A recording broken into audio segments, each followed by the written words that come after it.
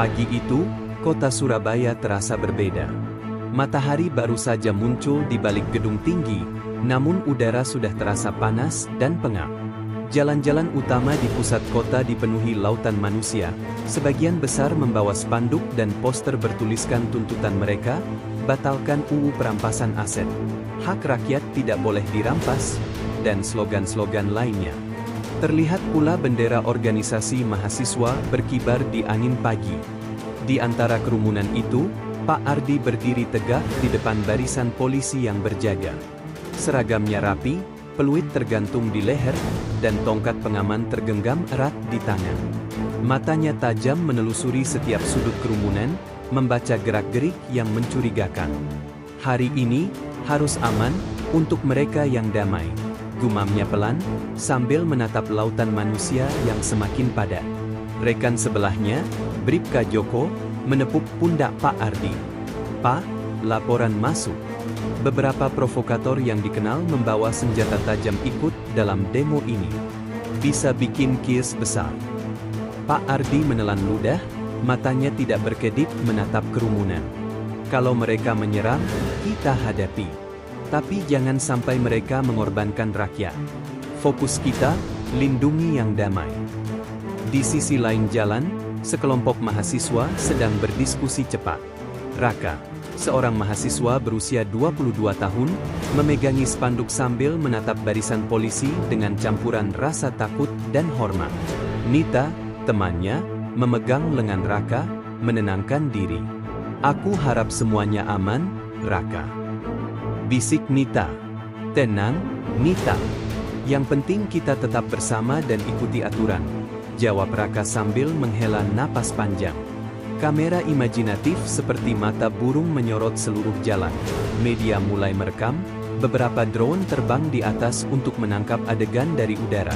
Sementara pedagang kaki lima panik mencoba menyingkir dari jalur demo. Suara sirine polisi terdengar samar, menambah ketegangan pagi itu. Di tengah kerumunan, beberapa provokator terlihat berjaket hitam, mata mereka menatap ke arah barisan polisi. Tangan mereka menggenggam benda-benda yang tampak berbahaya, potongan kayu, batu, bahkan beberapa yang dicurigai membawa pisau atau golok. Namun mereka bergerak hati-hati, menunggu momen yang tepat. Pak Ardi memanggil beberapa rekannya melalui radio. "Pastikan jalur evakuasi terbuka. Jangan sampai ada demonstran yang terjepit. Tetap waspada, tapi jangan panik." Sementara itu, demonstran damai mulai berkumpul di depan gedung pemerintah provinsi. Suara lantang mereka terdengar, menyanyikan lagu-lagu perjuangan dan meneriakkan tuntutan mereka. Raka dan Nita ikut bergabung, wajah mereka serius namun penuh harap. Pak Ardi berjalan perlahan di antara kerumunan, sesekali memberi aba-aba dengan gestur tangan agar orang tetap tenang. Beberapa demonstran menatapnya dengan rasa lega, bahkan mengangguk hormat. "Terima kasih sudah menjaga kami, Pak," kata salah satu mahasiswa. Pak Ardi menatapnya, tersenyum tipis, tapi matanya tetap waspada. "Kami di sini untuk memastikan kalian bisa bersuara dengan aman. Jangan biarkan segelintir orang merusak semua." Langit pagi Surabaya semakin terang, namun ketegangan terasa kental di udara. Semua orang tahu, hari ini bisa berjalan damai, atau berubah menjadi kekacauan dalam hitungan menit. Pagi itu, kota Surabaya terasa berbeda. Matahari baru saja muncul di balik gedung tinggi, namun udara sudah terasa panas dan pengap. Jalan-jalan utama di pusat kota dipenuhi lautan manusia, sebagian besar membawa spanduk dan poster bertuliskan tuntutan mereka, batalkan UU perampasan aset, hak rakyat tidak boleh dirampas, dan slogan-slogan lainnya. Terlihat pula bendera organisasi mahasiswa berkibar di angin pagi. Di antara kerumunan itu, Pak Ardi berdiri tegak di depan barisan polisi yang berjaga. Seragamnya rapi, peluit tergantung di leher, dan tongkat pengaman tergenggam erat di tangan. Matanya tajam menelusuri setiap sudut kerumunan, membaca gerak-gerik yang mencurigakan. "Hari ini, harus aman, untuk mereka yang damai," gumamnya pelan, sambil menatap lautan manusia yang semakin padat. Rekan sebelahnya, Bribka Joko, menepuk pundak Pak Ardi. "Pak, laporan masuk. Beberapa provokator yang dikenal membawa senjata tajam ikut dalam demo ini. Bisa bikin kios besar." Pak Ardi menelan ludah, matanya tidak berkedip menatap kerumunan. "Kalau mereka menyerang, kita hadapi. Tapi jangan sampai mereka mengorbankan rakyat. Fokus kita, lindungi yang damai." Di sisi lain jalan, sekelompok mahasiswa sedang berdiskusi cepat. Raka, seorang mahasiswa berusia 22 tahun, memegangi spanduk sambil menatap barisan polisi dengan campuran rasa takut dan hormat. Nita, temannya, memegang lengan Raka, menenangkan diri. "Aku harap semuanya aman, Raka," bisik Nita. "Tenang, Nita. Yang penting kita tetap bersama dan ikuti aturan," jawab Raka sambil menghela napas panjang. Kamera imajinatif seperti mata burung menyorot seluruh jalan. Media mulai merekam, beberapa drone terbang di atas untuk menangkap adegan dari udara. Sementara pedagang kaki lima panik mencoba menyingkir dari jalur demo. Suara sirine polisi terdengar samar, menambah ketegangan pagi itu. Di tengah kerumunan, beberapa provokator terlihat berjaket hitam, mata mereka menatap ke arah barisan polisi. Tangan mereka menggenggam benda-benda yang tampak berbahaya, potongan kayu, batu, bahkan beberapa yang dicurigai membawa pisau atau golok. Namun mereka bergerak hati-hati, menunggu momen yang tepat. Pak Ardi memanggil beberapa rekannya melalui radio. "Pastikan jalur evakuasi terbuka. Jangan sampai ada demonstran yang terjepit. Tetap waspada, tapi jangan panik." Sementara itu, demonstran damai mulai berkumpul di depan gedung pemerintah provinsi. Suara lantang mereka terdengar, menyanyikan lagu-lagu perjuangan dan meneriakkan tuntutan mereka. Raka dan Nita ikut bergabung, wajah mereka serius namun penuh harap. Pak Ardi berjalan perlahan di antara kerumunan, sesekali memberi aba-aba dengan gestur tangan agar orang tetap tenang. Beberapa demonstran menatapnya dengan rasa lega, bahkan mengangguk hormat. "Terima kasih sudah menjaga kami, Pak," kata salah satu mahasiswa. Pak Ardi menatapnya, tersenyum tipis, tapi matanya tetap waspada. "Kami di sini untuk memastikan kalian bisa bersuara dengan aman. Jangan biarkan segelintir orang merusak semua." Langit pagi Surabaya semakin terang, namun ketegangan terasa kental di udara. Semua orang tahu, hari ini bisa berjalan damai, atau berubah menjadi kekacauan dalam hitungan menit. Siang makin terik, namun ketegangan di jalan Surabaya terasa lebih panas dari matahari. Demonstran damai terus bergerak menuju gedung pemerintah provinsi, namun kini bayangan ancaman mulai nyata.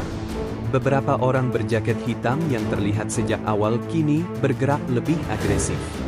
Di tangan mereka, batu, kayu, bahkan golok tersembunyi di balik jaket. Raka dan Nita berjalan di tengah kerumunan, saling menggenggam tangan untuk menenangkan diri. "Raka, mereka membawa golok, aku takut," bisik Nita dengan suara gemetar.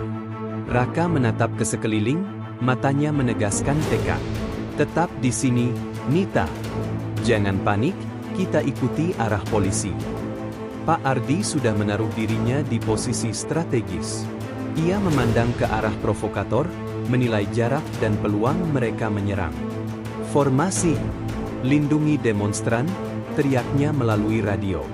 Tiba-tiba, suara keras terdengar, kaca pecah, batu beterbangan, dan teriakan panik membahana.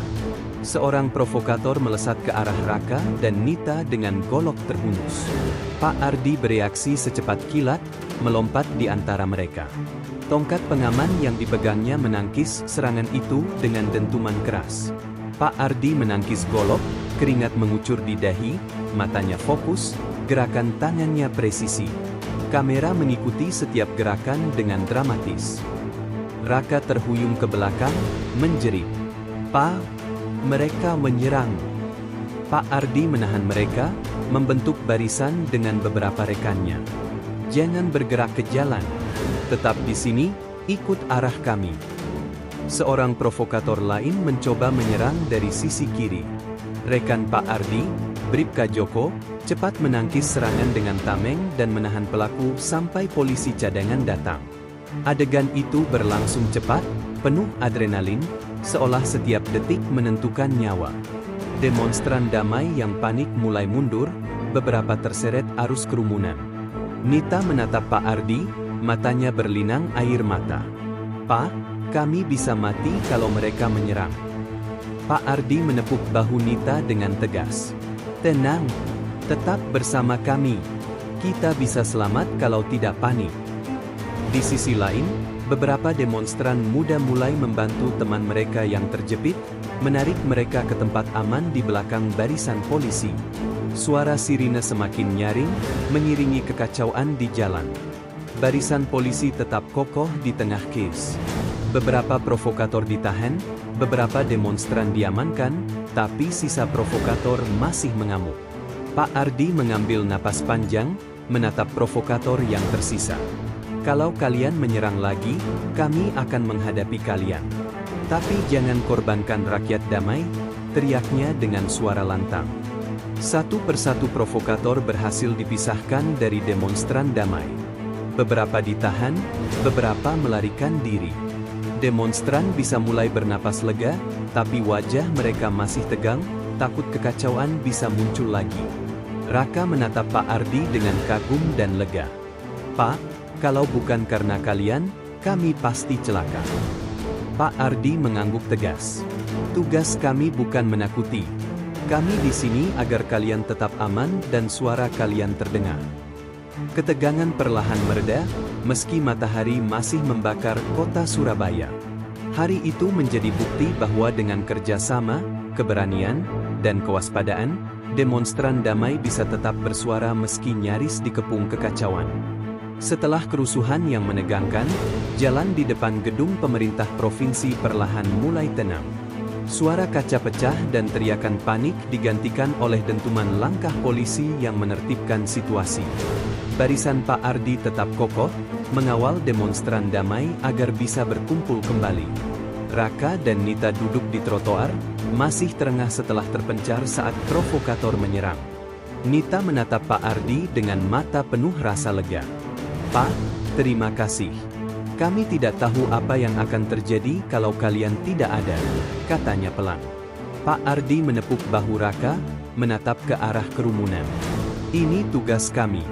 Kami di sini agar kalian bisa menyuarakan tuntutan tanpa takut. Tapi kalian juga harus tetap tenang." Beberapa demonstran mulai bangkit, kembali menyatukan diri di depan gedung pemerintah. Spanduk yang sempat roboh dipasang ulang. Teriakan lantang kembali terdengar. "Batalkan UU perampasan aset. Hak rakyat tidak boleh dirampas." Kamera imajinatif menangkap adegan ini dari atas. Barisan polisi membentuk perimeter, memisahkan demonstran damai dari sisa provokator yang kini diamankan di sisi jalan. Beberapa polisi muda membantu demonstran yang sempat terjatuh untuk berdiri kembali. Raka berjalan ke Pak Ardi dan bertanya dengan serius, "Pak, apakah situasi benar-benar aman sekarang?" Pak Ardi menghela napas panjang, matanya masih memindai kerumunan. "Cukup aman untuk sementara. Tapi tetap waspada. Kita tidak tahu apa yang bisa terjadi selanjutnya." Sementara itu, pejabat pemerintah mulai menurunkan diri untuk menerima perwakilan demonstran. Pak Ardi mengatur jalur aman agar mereka bisa masuk ke gedung tanpa ada gangguan. Beberapa demonstran muda menatap Pak Ardi dengan kagum dan berbisik di antara mereka. "Ternyata polisi juga bisa jadi teman kami. Ya, mereka melindungi kami, bukan melawan." Suasana mulai kondusif. Demonstran damai kembali meneriakkan tuntutannya dengan suara lantang, kali ini tanpa rasa takut. Pak Ardi berdiri di tengah, memantau dengan seksama, memastikan tidak ada provokator yang tersisa. Raka menatap Nita, tersenyum lega. "Akhirnya, suara kita bisa terdengar." Nita mengangguk, matanya berbinar. "Dan semua ini karena mereka menjaga kita." Pak Ardi menatap mereka, senyum tipis menghiasi wajahnya. "Hari ini, kita tunjukkan bahwa demonstrasi damai bisa didengar tanpa kekerasan. Ingat, tugas kami bukan menakuti, tapi melindungi.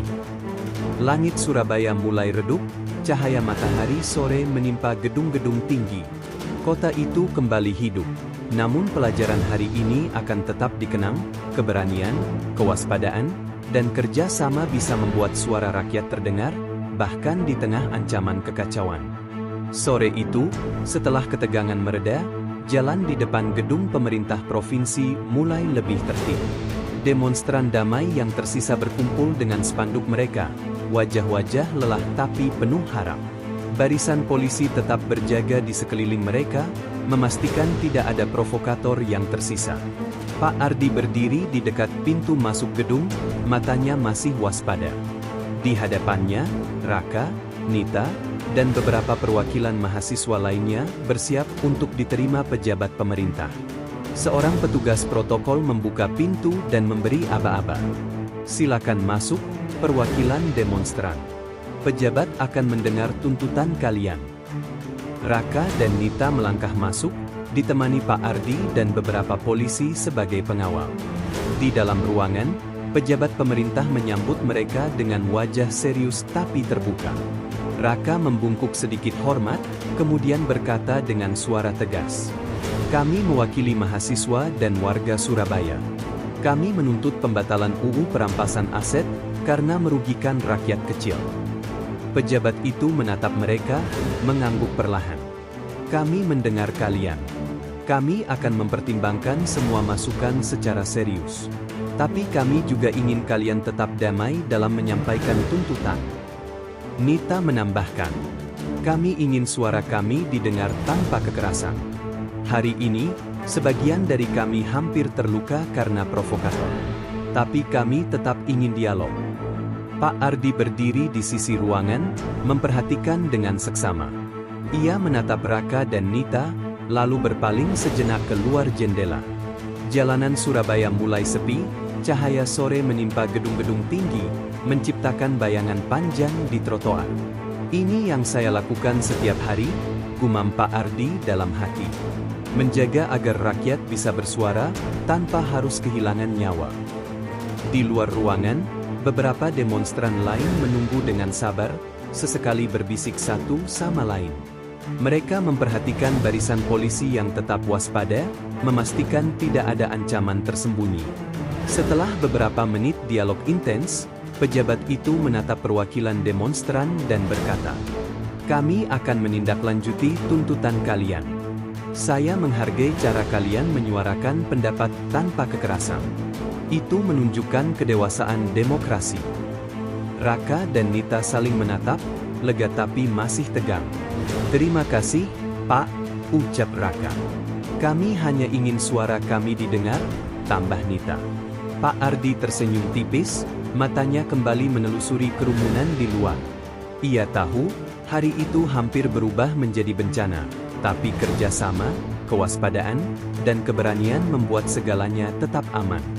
Sore itu, Surabaya terasa berbeda.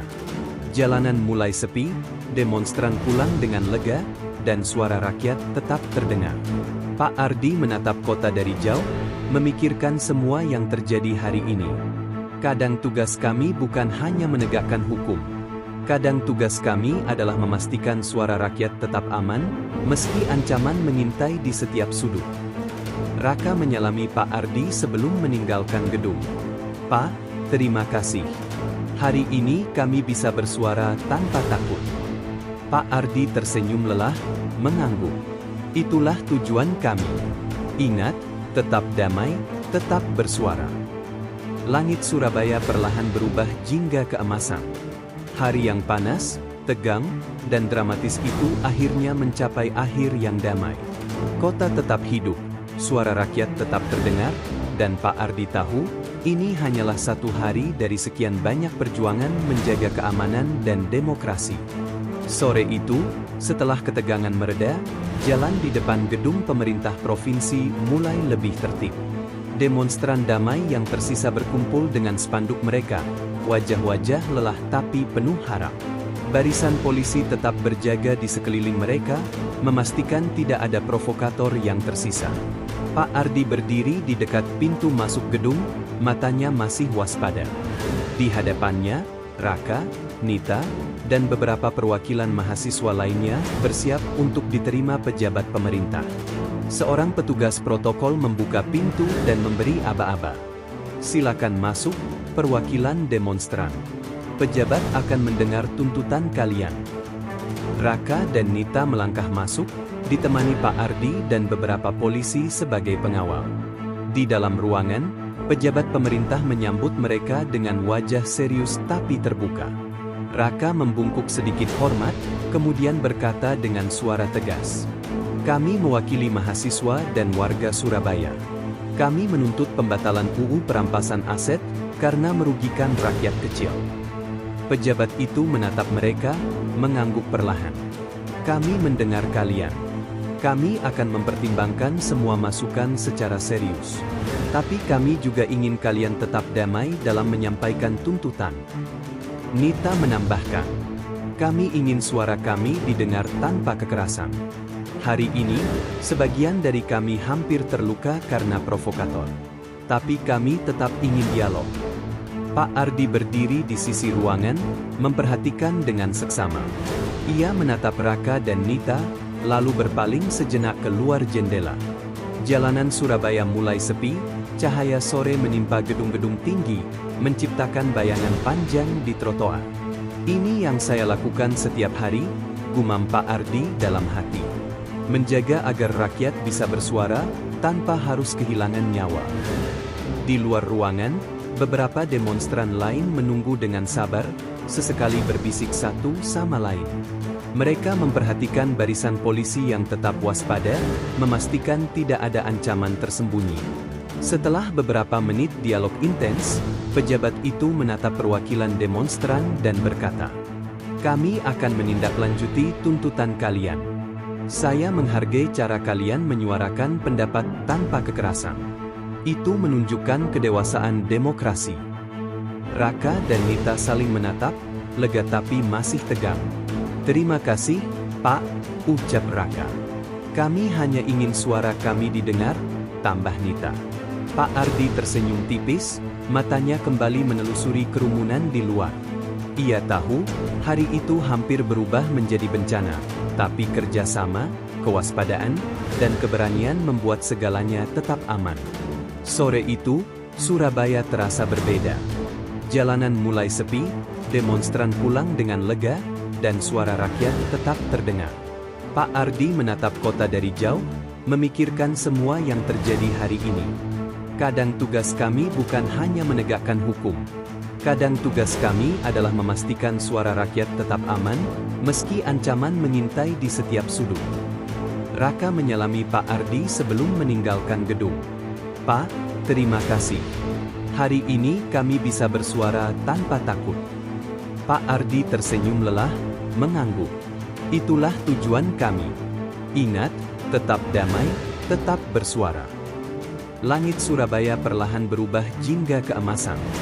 Hari yang panas, tegang, dan dramatis itu akhirnya mencapai akhir yang damai. Kota tetap hidup, suara rakyat tetap terdengar, dan Pak Ardi tahu, ini hanyalah satu hari dari sekian banyak perjuangan menjaga keamanan dan demokrasi. Demo besar di Surabaya akhirnya berakhir dengan damai.